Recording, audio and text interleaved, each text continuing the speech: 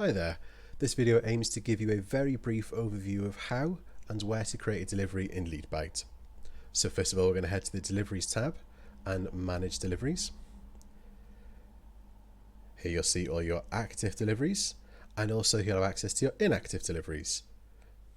If we want to create a new one, we'll head to Add New Delivery. And here you'll see a range of options you've got to select.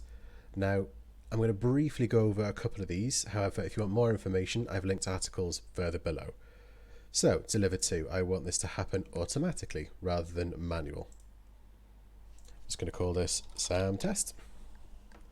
We're going to link this to whatever campaign we want to post out of. Now, LeadByte campaign means you're going to post this lead to another one of your campaigns. Email recipient means you're going to email the recipient. SMS is the same, except SMS. Assign only means you're going to mark this lead as sold to a buyer, but it's not going to leave the system anywhere. It's just going to be marked as sold. And another system is what you'd use to send it to another buyer's API. Now, we have a multitude of options here, so I'm only going to show you the one. If you have any more questions on this or you're not sure, raise a support ticket. So, the URL is the endpoint, so the destination address that you're trying to send this lead to. I'm just going to put in Google for the time being. The buyers and financials is fairly self-explanatory.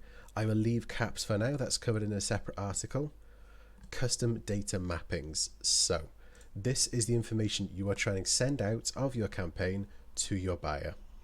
The field on the left is your campaign field, and the field on the right is the field that your buyer system is looking for. Nice and simple. You have some options on the right hand side here if you want to. And further on, I'm going to skip delivery settings and rules. Remote system response. This is how you tell LeadByte whether or not your delivery was successful. So it's what LeadByte's looking for in the buyer system's response, basically. Again, nice and simple. And right down at the bottom, we have advanced settings and save changes. Now, I appreciate I've skipped over an awful lot of this page. However, if you do have any more questions or you want any more information, check out the articles I've linked below or raise a support ticket. Cheers.